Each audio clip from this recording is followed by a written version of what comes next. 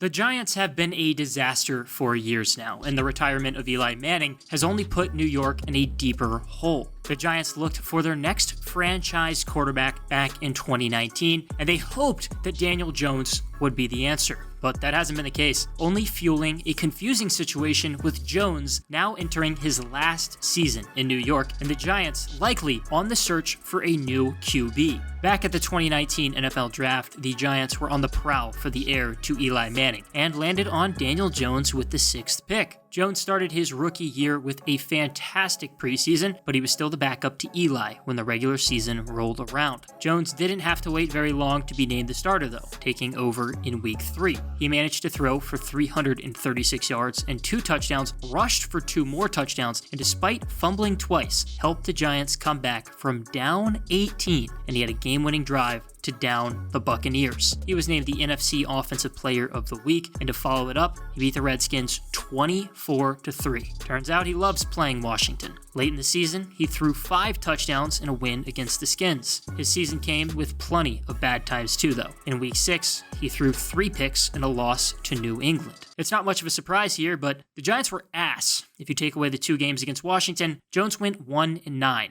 Yeah, so technically speaking, Daniel Jones beat Washington more than he beat every other team in the NFL combined as a rookie, and he's continued to own Washington over the years, but that I don't want to talk about that. Against both the Lions and Jets, clearly 2 of the NFL's premier teams, obviously, Jones threw for 4 touchdowns in both games. Well, the Giants lost both.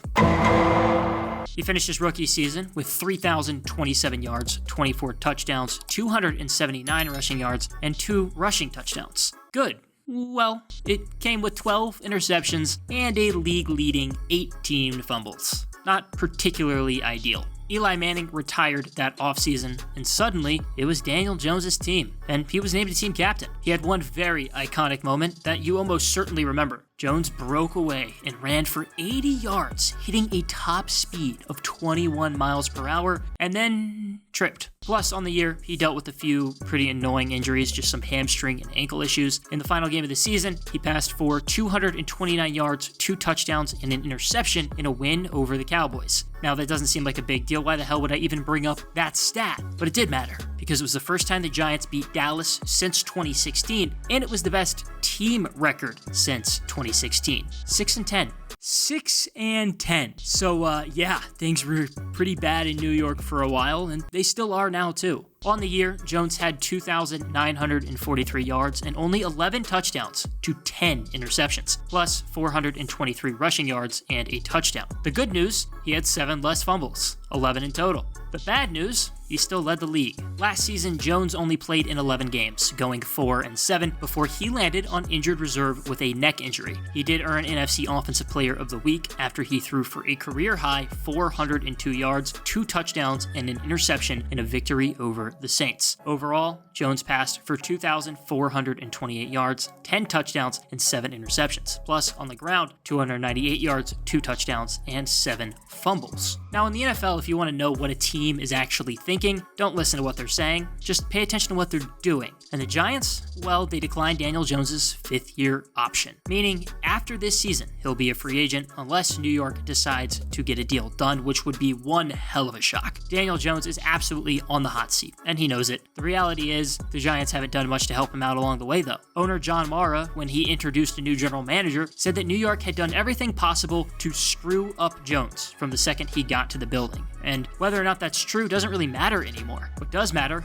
nobody in the building has any kind of real affiliation to Jones. Joe Schoen is the new GM, and he was in Buffalo when Jones got drafted by the Giants. He doesn't owe Jones shit, and either does Brian Daboll, his new head coach, who was also in Buffalo when he got drafted. The Giants have had one hell of a head coaching carousel over the last almost decade. You may remember Tom Coughlin, who coached them for 12 years, and of course, he was the head coach for those 2 New York Super Bowl victories over New England. Okay, but Why you got to bring it up like that, though? Since Ben McAdoo flamed out in 2 years, Steve Spagnuolo was the interim briefly. Pat Shurmur only lasted 2 seasons after he went 9-23. Then in 2020, the Giants hired Joe Judge, hoping he could help groom Daniel Jones. Instead, he got fired after 2 years as well. And now, it's time for Brian Daboll to try to right the ship. Daboll was the Bills' offensive coordinator, and he has a ton of experience. He coached under Bill Belichick in New England, and he coached under Nick Saban at Alabama. He's a great offensive mind, and obviously, New York would love it if his new offensive scheme could turn Daniel Jones into a serviceable quarterback at this point. The Giants aren't in a particularly good spot right now, but there are some reasons to be optimistic for the future. I think they had one of the best drafts this offseason, and a lot of that came from having 2 picks in the top 10 at 5 and 7. New York selected Kayvon Thibodeau, who was commonly projected to be the first pick all year. He had 19 sacks in 3 seasons at Oregon and was a unanimous All-American this past season. Additionally, the Giants took another guy who was not as often as Thibodeau, but was discussed as the potential first selection, Evan Neal. Neal started all 3 years he was at Bama, and he was a consensus All-American in 2021. Then in the second round, New York took Wan'Dale Robinson, a guy I think did end up a bit under the radar in a pretty loaded wide receiver class. He spent 2 years at Nebraska before he transferred to Kentucky in 2021, where he was a first-team All-SEC after recording 1,334 yards and 7 touchdowns. The Giants have some other guys that can just flat-out play, like Saquon Barkley. Saquon was so good in his first 2 seasons in the pros. He had over 3,000 yards from scrimmage, but in the previous 2 years, he tore his ACL, and he just struggled in general in 2021. It didn't really help that his team was ass. Unlike Daniel Jones, the Giants did pick up the 5th-year option on Saquon's contract, but there's a good chance we're watching him in his final season in New York too. At wideout, Kenny Golladay is entering his 2nd season on a 4-year, $72 million deal, and Sterling Shepard is going into the last year of a 4-year, $41 million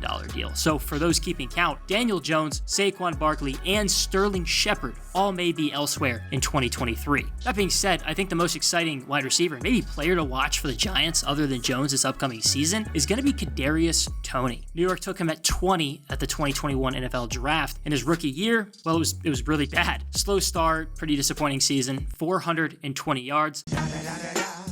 It's the one and only Daboll G. And he didn't score a single touchdown. The Giants' offensive line is so bad.